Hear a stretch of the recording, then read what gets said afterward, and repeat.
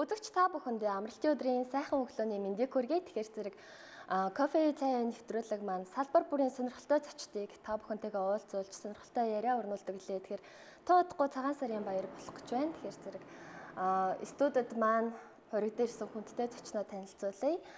Дэлгэрийн Чойрын хийдийн зав дандан Римбучи Лувсан нарчааг бас ярилцаа оролцуулж байгаа. Та энэ өглөөний мэндийг хүргэхгүй юу үзэгчтэй. За өглөөний амгалан айлтгая. Хамт ламтантаа сайн альчилж явна уу? Үйлжөө сайхан байна уу дундгой ямагт? Сайхан үйлжиж байна. Та сайхан үйлжиж байна уу? Сайхан үйлжиж байна. Тэгээд нэвтрүүлгийн маань уламжлалт бас нэгэн асуулт байдаг. Тэгэхээр таныг би кофе цайгаар дайлмаар байна. Та юу уух вэ? Тэр борголын уу да. За би кофе ууя.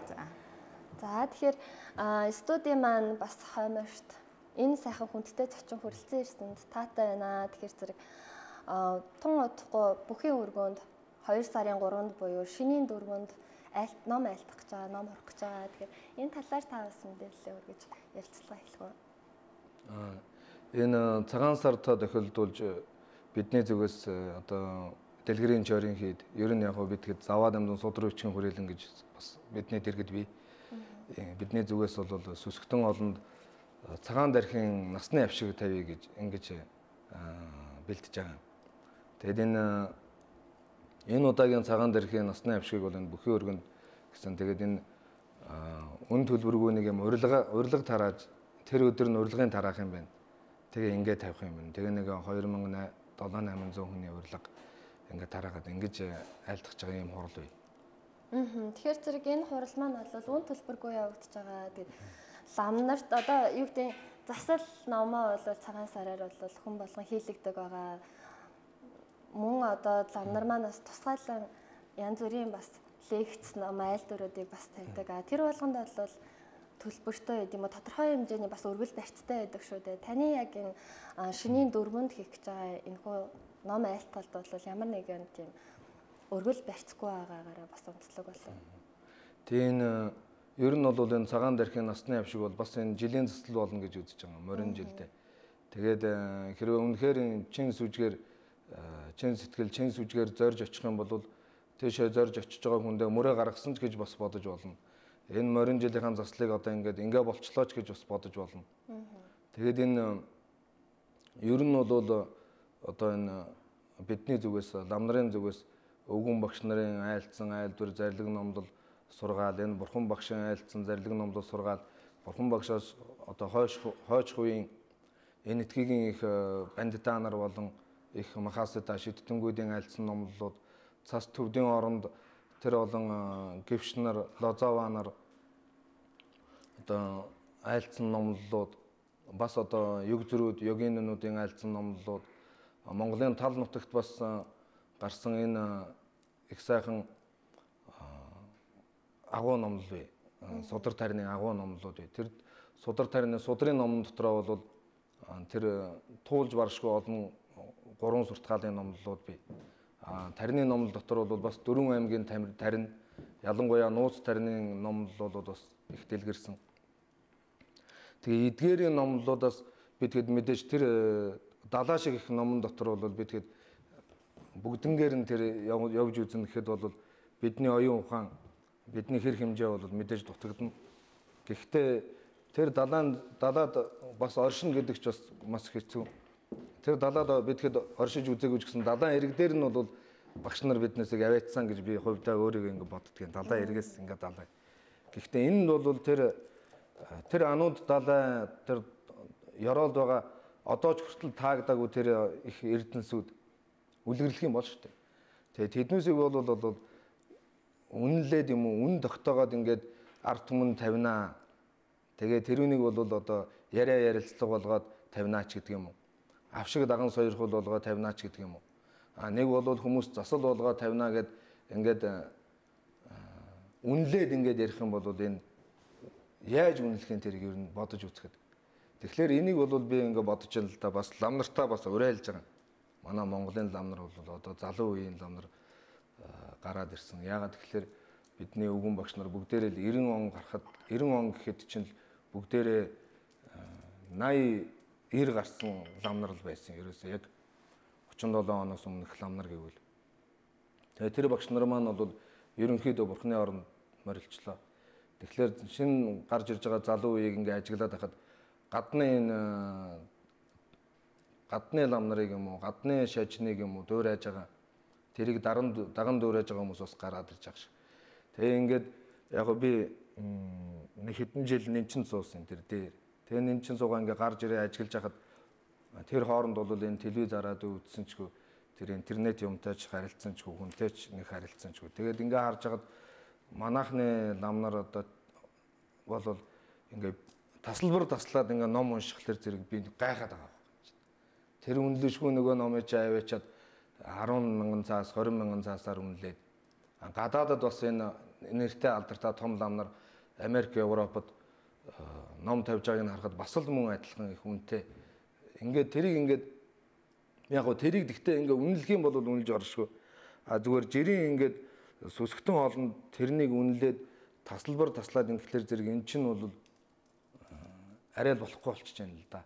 Сүжиг бишрэлийн хувьд, номлол сургаалын хувьд, ёс зүйн хувьд, соёлын хувьд ч гэсэн энэ үнэлшгүй нандин ямиг аваачаа тэгээд зүгээр нэг хэдэн цаасаар тэгээд тэрийг ерөнхийн эн чинь бол аль ч талаасаа бодоод үзэхэд нэг тийм утга учраа нэлээд алдаж байна гэж бодоод. Тэгээ би бас лам нартаа ч гэсэн үлгэр дуурайлуулаад мэдээж энэ номыг бол үнэлдэггүй тийм газрууд бас байна л да. Манай Монголд бас нэлээд хэдвэ. Ер нь бол ном хурал хурахтаа. Тэгэхээр зэрэг энэ удаагийнхыг бол би тэгэхэд ерөнхийдөө энэ үлгэр дуурай болъё даа гэж ингэж бодож хийж байгаа шүү. Тэгээ тэр одоо жишээлбэл нэг яг та залуу улсууд би зүгээр сонин юм хэлж байгаа. Дээр үеийн тэр Бодисодва нарын цусаар бичигдсэн ном гэж бас байдаг. Биднээсийн өвгөн багш нар миний нэг багшийн цусаар зурагдсан нэг бурхан бас байдаг. Би тэрийг бол өөрөө очиж үзчихсэн. Бас энэ манай багшийн дээд үеийн лам нар дотор тэр Павнха харин бүч гэж нэг лам гарсан. Тэр ламын цусаар зурсан бурхныг би бас нүдэрээ үзчихсэн. Тэгэхээр одоо жишээ нь тэр агуу хүмүүсийн цусаар бичигдсэн ном, цусаар бүтээгдсэн номыг одоо бурхныг юм номыг яаж үнэлэх вэ жишээлбэл. Үнэлэхэд тэрийг одоо шавнар нь тэгээ үнлээ сууж ивэл хэрвээ жишээ нь тэгээд яах вэ? Тэгэхээр за цусаар бичигддэггүй маа жигсэн ер нь одоо аман айлдвараас гарсан тэр үнэтэй сургаал тэдгэрийг одоо шавнар нь хойч үеийн залуус үнэлсэн. Тэрийг одоо янз бүрийн шоу гэж нэрлээд ингээ явж байгаа юм бол тэр одоо бас л хэцүү байгаа. Ер нь бол ирээдүйд энэ номлол сургаалыг үнэлээд ирсэн загтал шажин номд ороотой шүү гэж их сургасан байдیں۔ Тэгээд одоо ингээ харж байхад номыг үнэлж байгаа бол би тэгэхэд бас арай л хараад болохгүй гэн. Зүгээр энэ дээдсүүд харах юм бол нэг их хилэгнэх байх. Нэг бол бүр их инээдэн л хүрэх байх л та. Тэгтээ тэр дээдсүүд гэдэг нь хэнийг хэлж байгаа гэхээр би өвгөн багш нарыгаа л хэлж байна л да. Бас одоо өвг дээдс байна. Ер нь одоо төр шажны тэргуунд явсан бидний өвг дээдсүүд тэднээс бас бурхны орноос хараад юу гэж хэлэх бол ер нь яг уу ардын дунд байгаа жирийн одоо ард иргэдийн дунд байгаа сэцэн мэрэгэн ухаантай улсууд хараад инээдэн л хуржил байдаг байх л да. Мань мэт юмыг хараад ер нь инээдэн хуржил байдаг байх. Бас тэр дундаас тэгэл надад ч инээдэн хүрээл одоо энэ ном мэдэхгүй ээжж номчин суудал суучаад гээд инээдэн хурж байгаа ч сэцэн мэрэгэн хүмүүс тэр дотор байгаа. Тэгэхээр зэрэг энэ номыг одоо үнэлэхгүй байх. Тэр нэг янз бүрийн одоо шашны урлагийн тэгээ нэг тийм цэнгүүн шоу гэж нэг яриад байгаа. Тэгээ би тэрийг ерөөсөө нэг ойлгож өгөхгүй байгаа. Тэр бол ер нь бол их ойлгомжтой асуудал. Хэрвээ шажны хуврагууд ном айлтгаж байгаа авшиг даган сойрхол өгөх гэж байгаа бол тэрийг чин үнэн ариун шударгаар л хийх хэрэгтэй. Хэрвээ урлагийн улсууд дуу бүжиг дуулах гэж байгаа бол тэрийг одоо авьяас тэр хүчин чадлаараа өөрсдөө аль чадхаараа ардыг бас баясгах хэрэгтэй. Тэрийг бас мөн чин сэтгэлээр хийх хэрэгтэй. Гэхдээ ялгаа нь юу вэ гэхээр зэрэг лам нар бол одоо шажныг шоу болгоод тэгээ тэндээс одоо шоу бизнес гэж яриад шүү дээ. Тэн одоо орчин үеийн залуучууд тэрийг одоо юу гэж нэрлэх юм? орчуулах юм бол юу гэж орчуулах юм бас. Тэгээ орчуулад ингээ бодоод үзэх юм бол тэр нь юу болж хувирах юм. Тэрийг бас нэг бодно штэ. Тийм. 2 дугаар сарын 3 маань хаврын тэргуун сарын шинийн 4-ний өдөр байгаа. Тэгээд цагаан дараахийн цэвэн насны авшиг айлтгаж бас ард олондоо зүг мөрөө зөв гаргах тийм ээ жилийн засал буйныг үлднэ гэдээ ярьж байгаа тийм ээ. Тэгэхээр шинийн 4-ний өдрийг бас сонгож авсан маань учиртай болов уу гэж бодож байна. Тийм байна. Ер нь бол одоо сүсгтэн олондын засал болно, цагаан сарын засал болно гэж үзэж байгаа нь юу гэхээр зэрэг би тэгэхэд бүр бага байхдаа лам багшид шав орж явахад лам багш нар юу гэж ялцсан гэхээр бүр одоо өвгөн багш нар шүү дээ. Шинийн нэгний өглөө багштаа одоо шинийн нэгэнд юм уу шин дотроо шин сардаа багтаад багштаа бараалах гэж явах юм бол тэгээ мөрөө гаргачихж байгаа чинь тэр жилийн чинь засал ерөөсөө л тэр багш руугаа алгасан анхны алхам дотор л тэр жилийн чинь засал болчихж байгаа юм шүү. Тэр идэхтэй бол жирийн хүмүүс бол сүсэггүй хүн бол тэрийг хүлээж авахгүй л байх л та. Итгэхгүй л дээ тэр чи одоо энэ одоо нэг юу ярьж байгаа гэж тэгж л байна. Яагаад тэгэхээр зэрэг багшд одоо бараалах гад явсны лам багш та тийм үү. Гэхдээ тэр лам багш гэж яагаад тийм нандин байна гэхээр зэрэг ер нь бол бид хэд үүлийн үр түүтгэрийн шалтгаанаар бидний энэ оюун ухаан чинь бол яг энэ хөшиг татсан байдаг юм. Маш их утаат маань одоо яг энэ бидний энэ утаа маань шиг тэрнээс ч зузаан тэрнээс ч харанхуй тас гарах харанхуй. Тэгэхээр зэрэг бид хэд бурхантай бодтой уулзах тийм хувь зохиол бидэнд байхгүй. Гэхдээ тэр бурхны яг айлцсан тэр бурхны зарлиг сургаал номлолыг бол дамжуулж байгаа нь лам багш. Энэ нас хийгээд энээс хойдох хэмжээ их хязгааргүй ирээдүйн цаг үеийг ч гэсэн зам мөрийн тодруулагч нь хэм гэвэл лам багш. Бүр одоо олдшгүй нандин бурхны хутгийг олох судар хийгээд тарны аргыг зааж өгөх чинь лам багш. Тэгэхээр лам багшд бараалахаар явж байгаа нэг алхмын буйныг бурхан өгүүлж баршгүй гэж. Гэхдээ тэр бол мэдээж чин сүжгээр тэр багштаа бараалах гэж явж байгаа хүн тэр шавийг хэлнэ. Тэгэхээр мэдээж хэрэг одоо лам багшаас ном сонсъё гэдэг цагаан сарын шин дотроо багтаад энэ номонд зориод очих юм бол тэгэл эхний алхам дотроо л тэр засал нь одоо хийгдэнэ гэсэн үг. Тэгээд тэрий одоо мэдээж зарим хүмүүст бол урилга нь хүртээгдэхгүй байж магадгүй. Яагаад гэвэл энэ бол тэр бүхий өргөнийхөө зай багтаамж тэрнээсээ тулгуурлаад тэрнд таарсан юуг нь өгж байгаа. Урилгын. Тэгээд тэр бүхий өргөн дээрээ тараах юм байна шүү. Зарим нь бол шинэ 1 2 3-нд миний өөрийн шавнар бас хэд юм шавнар үйдэг багштай ирнэ гэдэг. Тэгэхээр тэр үед нь бас би өөрөө өгчээ гэж байгаа. Ерөнхий ихэнх нь бол бүхий өргөн дээр тэгээд тараах юм байна. Гэхдээ тэрэнд урилга авч амжаагүй ч байсан лам багшд бараалахыг тэгэл нэг хэрвээ тийшээ алхсан бол алхаад тэгээ орж чадахгүй нь хамаагүй. Ингэсэн бол уг нь сүжиг тэр шүтэн барилгаар бол засал бол тэгээ ер нь бол болчих юм. Ийм. Тэгээ тэр шинийн 4-нийг яагаад сонгосон гэхээр зэрэг шинийн 1 2 3-нд бол монголчууд эрт дээр үеэсээ одоо тэмдэглэж исэн гол одоо баяр нь бол цагаан сар. Тэгэхээр бол одоо үеийн улсууд ч гэсэн цагаан сарыг яг л одоо тэгж тэмдэглэдэг. Тэгэхээр зэрэг шинийн 1 2 3-да хүмүүс сайхан шинэлчээд ээжээ аав ахын дүүс амрах содонтойгоо зоолгочоод тэгээ яг сайхан одоо шинийн 4-нд бол хүмүүс тэр ном буйнд зэрэх завтаа болох болов. Тэгээ уулаасаа шинийн 1 2 3-нд тэр бүхэн өргөө ажилддаг юм байна. Тэрнээс биш бүхэн өргөө ажилддаг бол шинийн 1-нд ч юм уу би бол шинийн 2-нд тавья гэж бодож байсан. Шинийн 2-ыг бол бас манай өвд ээдсүүд их таалалтай байдیں۔ Шинийн 2-ын өөрөө шинийн 2-ны сар чинь нэг тийм хавирган сар гардаг. Тэгээ тэр хавир одоо нарийн тэр үзэсгэлэнтэй тэр сар чинь бол 15 хоног дотор одоо аривжиж хөгжид дэвжижээдэг учраас ийм гэж. Гэхдээ шинийн 1 2 3-нд ер нь ч ямар ч газар бараг ажилдгүй юм байна. Тэгэхээр шинийн 4-нд бол бас л мөн адил шинэ сар хуучраагүй л байх гэсэн үг л дээ. Тэгээд энэ дотор нь багтаагаад энэ номоо тавьчих юм бол бас энэ улс орондоо ер нь нийт ард түмэндээ хэрэгтэй юм болоо гэж бодож байна. Дэлгэрийн чарын хэдийн уучлаарай лам хуврагууд бас энд хүрэлцэн ирэх болоо. Энд манай лам нар хурж ирэлцэн бас амар баясгаланд хийдээс лам нар хүрэлцэж ирнэ. Бас энэ төгс баясгаланд төв гэж байна шүү дээ. Монголын бурхны шишний эмэгтэйчүүдийн төв гэж. Төгс баясгаланд ган төмөр хандмаа, ган төмөр хичээн хийдийнхэн тэрийд бас ирнэ гэж. Тэгээ бас энэ Улаанбаатарт байдаг манай шавнарч бий, найз лам нарч бий. Тэгээ тэднээс бол бүгдээрээ л бас очно гэж тэгж байгаа. Цаг хугацааны хувьд хідээс эхлэх вүлээ? Тэр 2 сарын 3-нд таарчсан тийм. Тэрний 14 цагаас эхэлнэ. Тийм.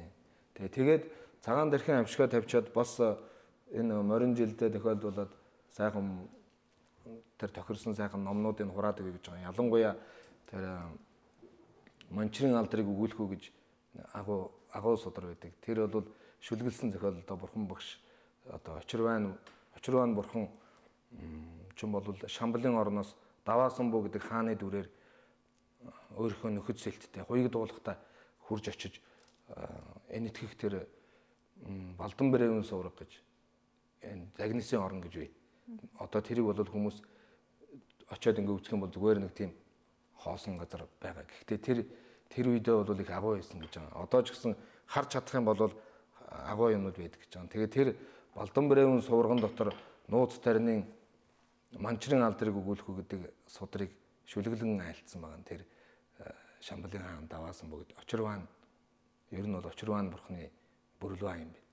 Тэгээ тэр очирван бурхан бол манай Монголыг бас даасан ядан бурхан, тангаргийн бурхан бас сахиусн юм байна. Тэгээ тэр номыг бас ингээ айлтчих юм бол бас сайхан заслуулах юм болоо да.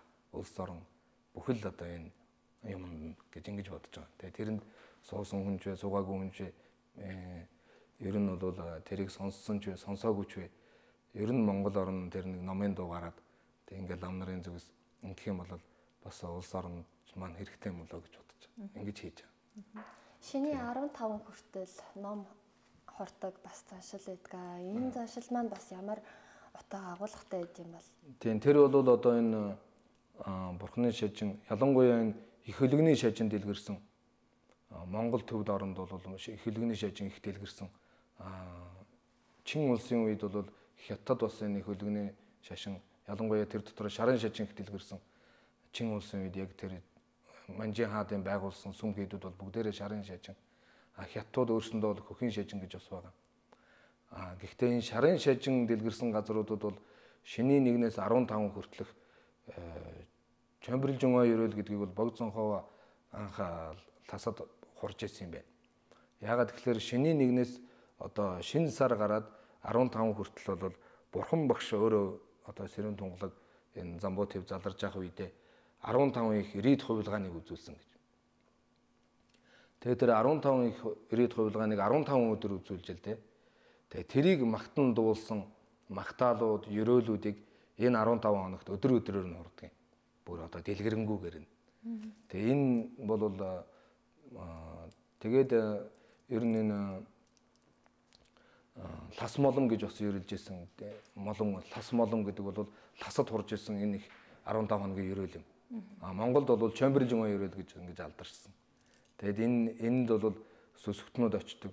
Тэгээ тэр үед нь лам багш нар хэрвээ тэр завтаа байх юм бол бурхан багшийн тэр урд төрлийн цадгууд тэр 15 хоног болж исэн тэр түүх цадгуудыг бас айлдаж өгдөг ийм ёс байсан юм. Тэгээ би энэ жил тэр номыг тавих юм бол арай амжихгүй шинжтэй. Тэгээд бас яг хоо тэрэнд бол бүтэн суухан бас хавар л доо.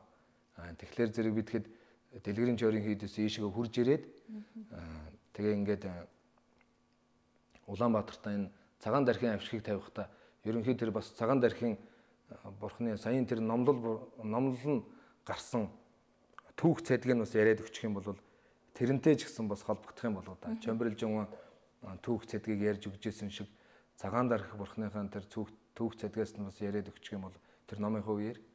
Тэгээд тэр нь бас нэг тийм уламжлалаа сэргэж байгаа маягтай. Тэр уламжлал бол ерөнхийдөө Чамбирлжин уламжлал бол тасраагүй л дээ. Гэхдээ одоо тэр юуны үеэр хүртэл хурж исэн гэж байгаа шүү дээ энийг. Тэр социализм үед одоо улаан цэцгийн үед хүртэл нууцаар хурж исэн манай өвөө энэ чинь нууцаар хурж исэн тасраагүй явсаар ирсэн. Тэгээ тэр өвгцөлийн үед бол энэ түүх домгийг бол биднийг баг байхад ярьдаг л байсан. Тэгэхээр одоо бидгэд одоо энэ нэг залуу үе гарч ирээд тэгээд энэ нэг уламжил ингээд сэргэж яана да гэж ингэж би бодож байгаа. Одоо тэгтээ яг бидгэд яг дээр үеийнх шин наран адил мандуулж чадахгүй ч гэсэн ядахнаа нэг одны дайны гэлбаа цацруулал гэж бодоод байгаа. Тэгэхээр кафегаа. Тэгэхээр бас өөх түүхийг мэдээд өөрийнхөө уншуулж байгаа номыг бас хурж байгаа номынхаа талаар мэдээлэл мэдлэгтэй байна гэдэг бас өсөлтөө олонний хувьд бас ихтгэл үнэмшил нэлээд илүүтэй байх болов гэж бодож байна. Тэгэд морин жилийн өнгийг хүмүүс монголчууд морь малаа дээдэлж үтдэг хүмүүсийн хувьд хямртай золбоолог байх болно гэд одооноос хүмүүс ярилцж байна. Хүмүүс хурмаа хийн гэж ярьж байна. Залуус их ээлтэй байна гэд иргэдийн дунд яриа олон байна. Та морь жилийн өнгийг ямар байгааг үзэгч олондоо бас хамбал амтны хувьд, Ямбуучгийн хувьд номтой улсууд бол мэдчихэл байгаа хэл да. Бас нэг хуучны судар дотор уншиж явхад манай халах чавзан дам хотгтын 4-р дүр нь их айхтар үйлстэй лам гарсан шүү дээ. Их мундаг лам. Түүхэнд бол бас их айхтар цохон тэмдэглэдэг лам нарын нэг нь бол 4-р өг. Тэр 4-р өгдийн нэг лүндэн хуучирсан нэг цаасан дээр бичсэн нэг юм номон дотор харж хахад яг Монголд бол морин жил их ээлтэй. Тэр морин жилүүдэд ийм юм болно. Ирээдүйд ийм цагаан морин жилд нэг ийм юм болно гэл. Тэгээ тэрийг энэ тэр бол бүл айл 80-аад онд баг байхад аав энэ тэр бол ярьдаг л байсан юм л да манай аав. Тэгээ тэр өвгцүүлзэн да өвөөгийнхэн өвгчүүл цуглаал. Тэгээ тэр л яг л ёсоор л болсон л доо. Тэгэхээр зэрэг яг тэр утгаараа монголчуудад бас ээлтэй. Гэхдээ тэрийг сүр дүүлэн болгоод одоо нөгөө гахаа жил гарахлаар алтан гахаа жил гээд баяждаг гэж бүгдээрээ л тэгсэн. Тэгээд бүгдээрээ л баяжна гэж бүгдээрээ л хөрхөө баяжна гэж бодож байгаа шүү дээ. Тэр чинь ядуурыг гэж бодож байгаа хүн тэр чинь байхгүй. Тэгвэл тэр чинь бүх юм шүтэн барилдлага үйлээс болно. Тэгвэл яг хямртай золбоотой хүмүүстэй бол хямртай золбоотой. Тэгвэл тэр хямр золбоог зүгээр нэг сэтгэлээсээ тэгээд одоо өөртөө ихтэй өөдрөг үзэлтэй байна гэдээ гаргаад ирдэг зүйлч бас биш л те. Гэхдээ ер нь яг энэ дэр нэг юм хэлчихэл да. Няма тамжид гяваан, жугур тамжид самбуин, даажим тамжид сагваасад, санжаа тамжид зүмбрэлжээ гэж номонд гардаг. Энэ бол маш чухал. Тэр юу вэ гэхээр зэрэг яг утгахын би ярьж байна. Чин сэтгэлтэй, чин сүжигтэй, чин зоригтой ийм шудраг явдалтай, чин явдалтай хүнд бол буйныг сэтгэж чадаад өөрөө тэр утга учиртай зүйлийг хэрвээ заавал буян гэдэг нь одоо нөгөө зуул хүч хэрэг хэлээгүй шүү дээ. Утга учиртай зүйл гэж хэлээ яг тийм. Утга учиртай, бусдад тустай, өөр тустай ийм зүйлийг хэрвээ хийж чадах юм бол няма тамжид гавайн гэдэг нь өдөр болгон буянтай сайн гэж. Тэгээ өдөр болгон буянтай сайн юм бол сар болгон буянтай сайн, жил болгон буянтай сайн. Жугар тамжид сан буян гэж байгаа. Од ирэхс бүгдээрээ бас бүгдээрээ сайн гэж. Од ирэхс бүгдээрээ сайн. Ягаад тэгэхээр тэр чин шударга явдлаар явж байгаа амьтны тусыг бүтээж байгаа бодисатванар бол заавал тэр одоо архаатууд дайныг дарагчид сахиус бурхад заавал тусалж идэг юм. Тийм учраас одоо тэр дайныг дарагчид бол цовирлаа сагдсан мөн гэж. Бурхан бүгдийн ирээд хувилгаан бол агуу юм аа гэж. Агуу зүйл юм аа гэж. Гэхдээ мэдээж бурхан бүгдийн зүйл ганцхан агуу биш. ертөнцид 3 агуу зүйл байдаг гэж байна. Энэ сансар орчлонд. Нэгдүгээрт нь бол бурхан одоо амьтны үйлээ. Хоёрдугаарт нь бурханы ирээд хувилгаан. Гуравдугаарт нь бол тарин гэж байна. Тарин их хүчтэй. Тэгэхдээ энэ гурваас бол юу нь илүү хүчтэй вэ гэвэл амьтны үйл нь илүү хүчтэй гэж байгаа юм. Тэгэхээр тэр амьтын ямар үйл хураасан байна? Ямар ч жил гарсан тэр үеийн лай бол тэр жил бол тэр үеийн лайг зогсоохгүй шүү дээ. Тэр үеийн лайг бурхан хүртэл зогсоож чадахгүй гэж байгаа юм чинь. Морь жил гарангуут л тэгэл хямран сэргээл яач гэж байхгүй. Хэрвээ муу үйл бүтээсэн хүн бол морин жил жинхэнэ нөгөө ёг тутахаараа манай монголчууд хэлдэг шүү дээ. энэ ч морио унлаа да гэж. Тэгэхээр нөгөө тэр морин дотор ч тэгвэл янз бүр байх нь шүү дээ. Морио унлаа да гэдэг үг бол айхтар үг үстэй. Одоо морио ундаад ер нь бол одоо таниллаад бол ухааны үг шүү дээ тэр чинь. Энэ бүр заман шолоод. Бүр заман шолоодсон нөхөр одоо бол баг авралгүй ухааны. Тийм. Тэгэхээр зэрэг хэрвээ буруу үйл хураасан бол ямар ч сайхан морин жил гараад нөгөө морио ундах аюултай. Тэгэхээр бол мэдээж буйны сайн цагаан морио ундах юм бол хүн болгонд хэрэгтэй. Гэхдээ үнэхээр энэ чин сэтгэлийг үүсгэж чадах юм бол ямар ч жил гарсан хүн хийх юмаа, бүтээх юмаа, зорьсон юмаа хийх л хэрэгтэй болно л доо. Чин сүжиг бишрэл гэдэг зүйлийг бас би миний хувьд бас энэ боломжийг ашиглаад танаас асуумаар байна. Тэгэхээр зэрэг нийгэмд маань асар олон завхрал гарч байна тийм ээ. Одоо янз бүрийн сонин юм дуулах юм бас тэр болгоноос одоо үйл итгэлцэлч гэдэг юм уу эсвэл одоо ямар ч тийм сүсэг бишрэлгүй болдог ч юм уу хүн хүнээ хайрлага болдог ч юм уу давхар одоо сөрөг нөлөөллүүд их гарч байна л та. Тэгэхээр энэ зүйл маань бас яаж явах хэрэгтэй гэдэг юм бол тийм ер нь бол сүжиг гэдэг бол олдхой бэрх нандин эрдэн юм гинлээ. Гэхдээ тэр олдхой бэрх нандин эрдэн бол яг хурц мэс шиг зүйл гэж байна. Хэрвээ тэр нэг сүсэг буруу нэг ирэх юм бол хурц мэс гэдэг бол аюултай биз. Өөрийгөө ч юу гэдг нь бусдыг ч ер нь хорлно. Хурц мэсээр бол сайн үлсийг ч гэсэн бүтээн. Жишээ нь одоо хурц хутга бариад сэлбэр хийгээд одоо зандан зүү бурхныг бүтээсэн байна. Орчлонд одоо агуу шүтээний нэг гэж байгаа. Тэр зарим үедээ их үлстэй, зарим үедээ чимээгүй хүмүүс мэдхгүй, одоо үеийн хүмүүс мэдхгүй байж болно. Гэхдээ тэр зандан зүү байгаа гэж байгаа. Тэгэхээр тийм агуу зүйлсийг бүтээж болдог байх нь жишээлбэл. Хурц хурцг ирсэн одоо алуурчин талуурчин хүн бол ямар аимшигтай үлийг бүтээх вэ? Хурц хутга мунхаг хүн хурц мэсвэрсэн мунхаг хүн юу хийх вэ ер нь?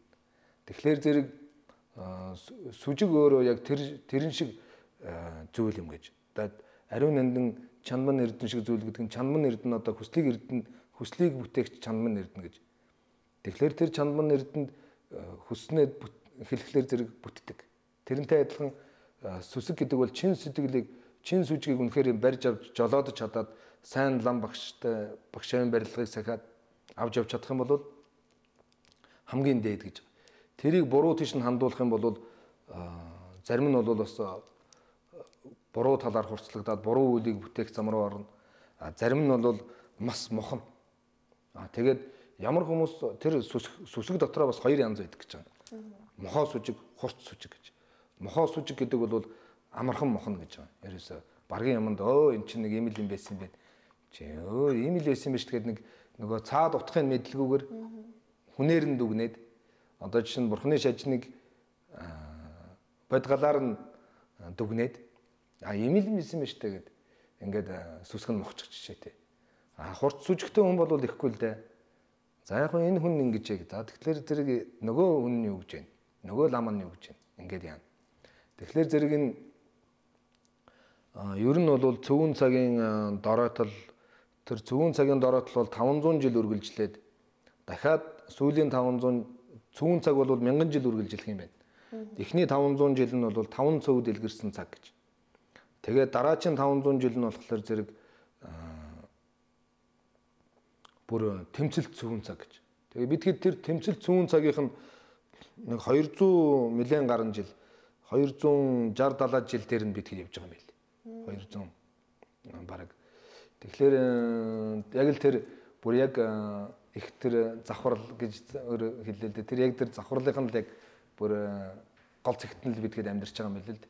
Гэхдээ би тэрэн дээр нэг хайхтар яах гэж юм цаг үед төрөвдөө гэж бол би өөрийгөө боддгүй. Бидгээд мэдээж тэр үүлийн лайд бидэнд бол сонголт байхгүй.Үүлэл дагаад явна.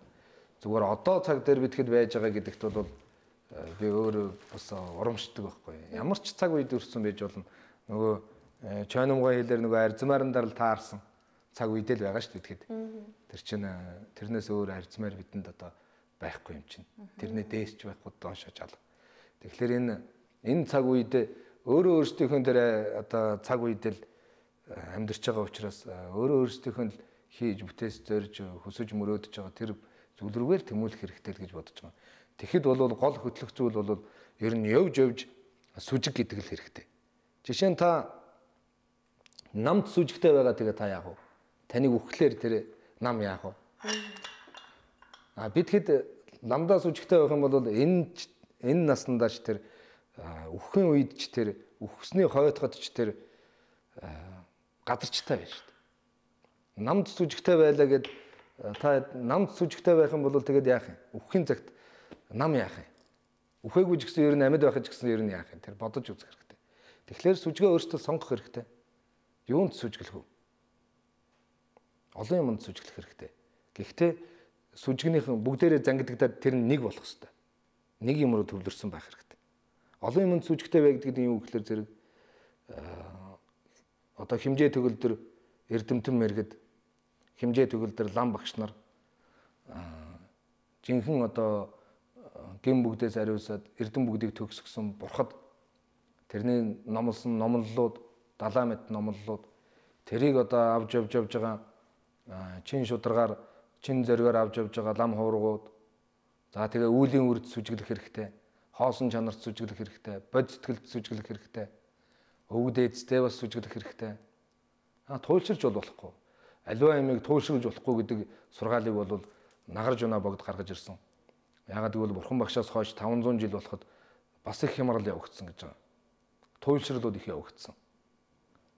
Нэг нь буян туйл руу нэг хэсэг мэрэгд нь буян туйл руу унаад нэг хэсэг мэрэгд нь үгийн туйл руу унаж эхэлсэн гэж байгаа. Энэ бол ихтэй өөр агуу сэдвэлтэй. Тэгэхээр зэрэг төв үзэл гэдэг юм гаргаж ирсэн тэр үед төв үзэл. Тэм учраас түүнийг одоо их морин тэргийг жолоодогч гэж нэрлсэн. Их морин тэрэг гэдэг нь морин тэрэг гэдэг зүйлийг тэр үед баргийн эрдэмтэд хийдгүү байж. Тэгэхэд тэр үед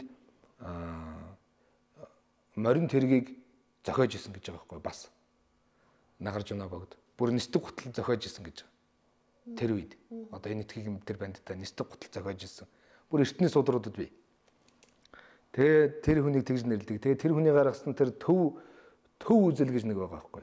Тэр имийг яг манайхан зарим нь улс төрийн байдлаар ч юм уу зарим нь түүх хүндсэн байдлаар янз бүрийн байдлаар эрдэмтэд ч юм уу улс төрч ч юм уу тэгээ ордог юм байна. Гэхдээ яг тэрийг бол яг зөв үлгэр жишээ болгож авч явал тэр тустай ийм зүйл юм. Тэгээ тэрийг хэлж байгаа нь тэр төв үзэл гэдэг маань бол туйлширж болохгүй л гэсэн үг л дээ. Туйлширж ерөөсөө болохгүй. Аливаа нэг тал руу туйлширж ерөөсөө болохгүй. Гэхдээ өөрсдийн гэсэн төв замтай байх хэрэгтэй. Тэр төв зам нь бол өөртөө тэр замаа засна. Тэрийг хинч бэлдэж өгөхгүй. Бурхан хүртэл ирээд ингээд бидэнд төв зам хийж өгч яана гэдэг ингээд зам бариад өгөхгүй тийм ш. Тэр замаа бидэд өөртөө барина. Өөртөө нь барьсан замаар л явна. Тэгэхээр ямар замаа эхлээд ямар зам барьж яаж явах уу гэдгийг өөртөө л бодох хэрэгтэй болно. Тэгэхээр тэр сүжиг гэдэг зүйлээ бол бас өөртөө л эзэн болно шүү дээ. Яг үгээл сүжиг мохчлоо бол сүжиг мохсныхоо гмийг тэр хүн өөрөө л идлээд явна шүү дээ. Тэрний гим надад халдахгүй, танд халдахгүй. Тэр хүн өөрөө л яа. Тэгэхээр зэрэг өөрт байгаа тэр сайн зүйлүүдээ өхүүлэх юм бол тэр хүн өөрөө л хохирно. Ер нь өөрт байгаа идэ сүйтгэсэн хүн өөрөө л хохирдог. Тэрнтэй л айвадл. Тэгэхээр сүжиг гэдэг зүйлийг бол их нандин зүйл гэж байгаа. Сүжиг. Гэхдээ тэр сүжиг нэг буруу хандах юм бол тэр маш хүчтэй зүйл. Тэрийг л буруу хандуулж болохгүй. Яг одоо энэ аргамх хөлөг гэдэг зүйл одоо жишээ нь аргамх хөлгийг бол номогдохоогүй байхад бол тэр хандсан төгтөд давхина үстэй. Тэр өөрийнх нь дураар давхина. Юу руу ч давхиж мэднэ. Ангал руу нисэж чадах тийм зөрөгтэй давхиж яадаг гэж. Сайн хөлөг мордууд бол тэрийг жинхэнэ сайн хүн барьж аваад заавал тэр заавал одоо эр хүний хөлөг биш л дээ. Эмэгтэй хүн уур бариад адуу хариулж явахыг би нүдэрээ харсан. Нэг 17-8 нэг охин уур бариад адуугаа хураахаа явж байгааг. Зүгээр яг хөө тэрнтэй үлгэрлж байгаа. Эрэгтэй ч вэ, эмэгтэй ч вэ. Тэр арга өөрсдийн тэр сэтгэл дотор байгаа тэр аргамх хөлгийг өөрөөсөө олж аваад өөрөөсөө номготоход хөлөг унаа болгоод унаал явах хэрэгтэй. Ийм л болж байгаа. Таны хувьд үнэн сүжиг бишрэлт олон сайхан шавтай гэж байсан. Дэлхийн олон өнцөг болон бүрт.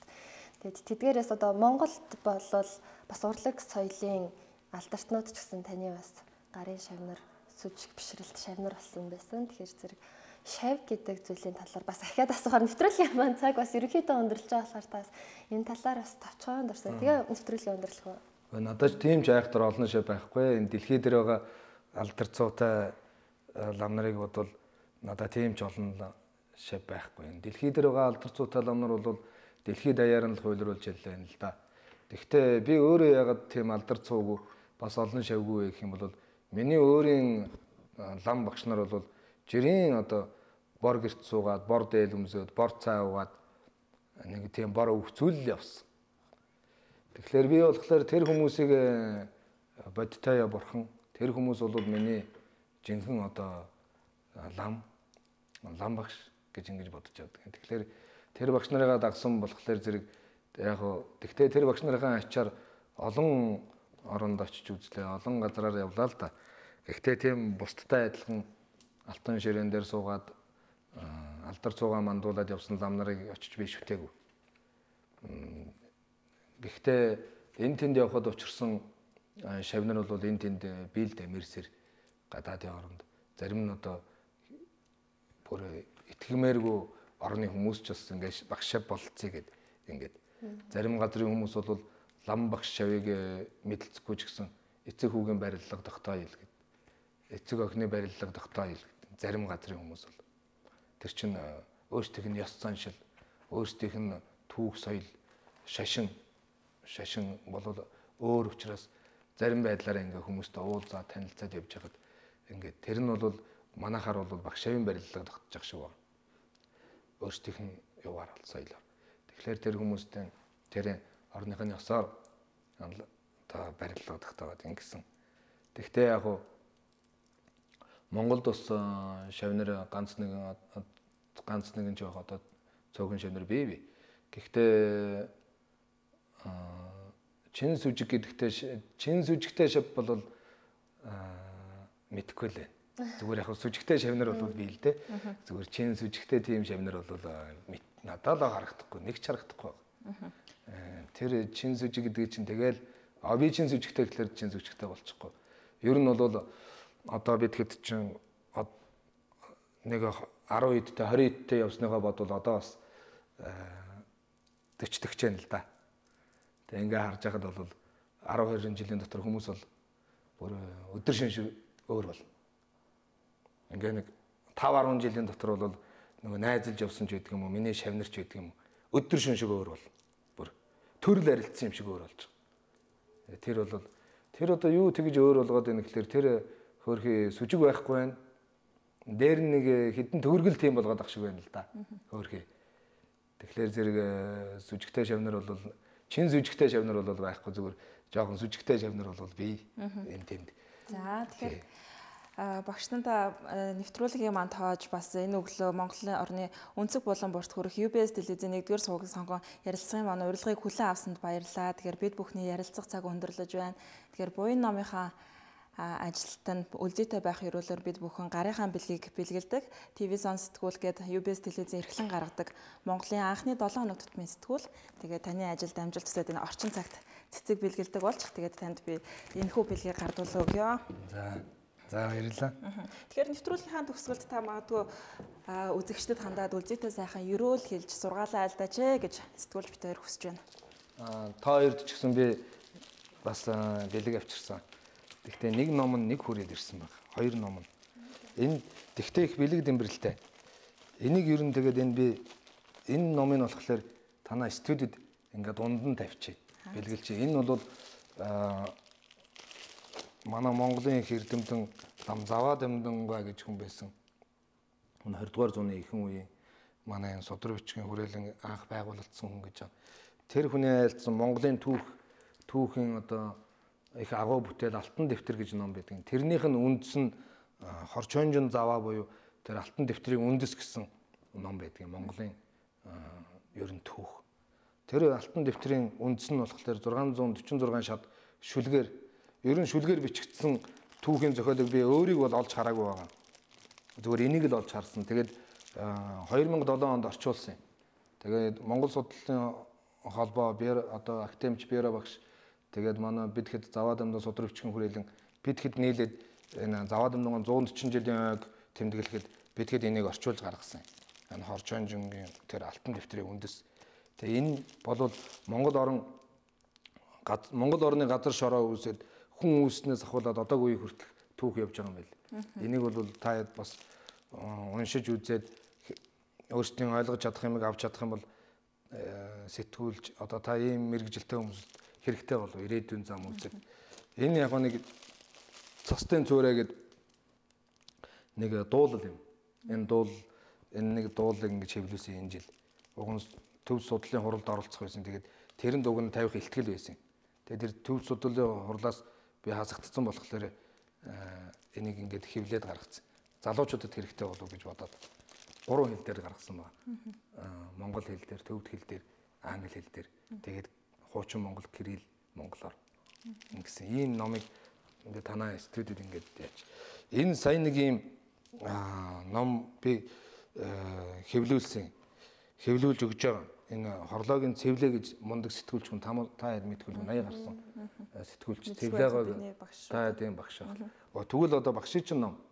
Тэгээд энэ номон дээр болохоор жирийн монгол эхчүүдийн нэг 10 гаруй нийт өөрийнх нь тэр өмнөх хүүхдээ нийлээд 15 жирийн монгол одоо эхчүүд ерөнхийдөө монгол ээжүүдийн тухай нэг гаргасан ийм ном юм билээ. Энэ ном бол би уншихад их айхтар ном байлээ. Уншихад. Тэгээ энэ номын хавцны зургийг би зурсан. Гэхдээ надад байсан зураг л да. Тэгээд Цэвлэва ийм ном хэвлүүлнэ гэл. Тэгээд өөрийг Цэвлэван тэр доор Сумая гэдэг ихч бай. Бас сэтгүүлч хүн. Тэднээс таны энэ зурсан зургаас оруулмаар байна гэхлээр боллгүй яах вэ настаа болсоо надад юм хэлж хахад болно гэж оруулаад. Тэгээд энэ бас хэвлүүлэх гэсэн ингээд хэвлэлтэнд өгч чаддгүй. Тэгэхээр би тэгэхэд даагаад хэвлүүлж байгаа. Энд чинь эхийнхээ ачиг хариулахад нэг хариулж чадахгүй л зүгээр эхийн ачиг хариулахад нэг тоосны төдийч болов юу бол тус болог гэд. Тэгээ алтан тууж гэж нэг нэртэй. Тэгээд өрөө яг юу гэж хэллээ л дээ. Сүсгтэн олон одоо ер нь телевиз үзэгчид хандаад нэг тийм сургаалын чанартай юм хэлнэ үү гэслээ шүү дээ. Яг сургаалч одоо би ч нэг өөрөө суртгаалыг дээдлсэн хүн биш. Нэг хүнийг сургаад яг зүгээр яг энэ номын тухай хэлчихээ л дээ. Алтан тууж гэдэг нэртэй. Тэгээ тэр ер нь энэ заваад өмнөнгөө айлцсан байдаг юм лээ. Монгол оронд Алтай нуруу гэж бай. Тэр нь болохоор алтан нуруу, алтан уул гэсэн утгатай. Алтай нуруу гэж бай. Тэгээ тэр анх Монгол оронд алтан ураг тэр хүн үүсгэхэд алтан ураг үүссэн. Алтан ураг гэж бай. За тэгээд энэ Монгол оронд анх одоо дээдийн ном соёл дэлгэрхийн хамгийн одоо соёлын хамгийн эхний дээж нь бол алтан гэрэл гэдэг судар Монголд морилж. За тэгээд тэрнээс хойш бол одоо алтан товч гэдэг монголчуудын түүх алтан товч гэж гаргасан. Та хэд мэдж байгаа. Тэгээд тэрнээс хойш алтан дэвтэр гэж гарсан. Ер нь тэр тим юмнууд их чухал. Тэгээд энэ өчигдөр би Цэвлээгаатай уулзаад ингээд тэгээ ярьлаа л да. Таны тэр алтан тууж гэж нэр нь болж юу гэж надаас асууж байна. Тэр болохоор барах уу? Яг тэр манай монголчуудын тэр түүхэн одоо тэр нэг эрхэн хэлхээ байна. Алтан хэлхээ, алтан эрхний хэлхээ. Тэрний одоо яг нэг хэлхээ нь энэ болж орж ирлээ. Энэ бол. Тэгээ ер нь бол энэ бол хурц талаараа маш хурц, хүнд талаараа хүнд сэдвтэй, хурц талаараа хурц сэдвтэй, ухаантай хүн уншвал ер нь уншиж чадхааргүй тийм ном байна гэж. Тийм. Тэгээд энэ дээжсэн л одоо бараг та хоёрт очиж байна. Өчигдөр та хэдийн багшийн Цэвлээгад очиж энийг барьсан. Тэгээ одоо та хэдэд энийг барьж байгаа. Энэ алтан тууж.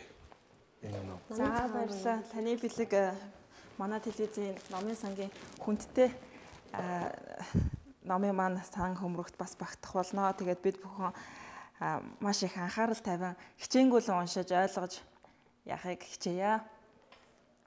За баярлалаа. Тэгэхээр өнөөдөр өглөөний кофе цай ярилцлагын нэвтрүүлэгт Дэлгэрийн чойрын хийдийн хамтламтан заваад амтан Римбучи урагдлаа. Бидэнтэй хамтаас үзэгч та бүхэндээ баярлалаа. Маргааш энэ цагта эргээд уулзцаа үзэгчтэй. Баяр таа.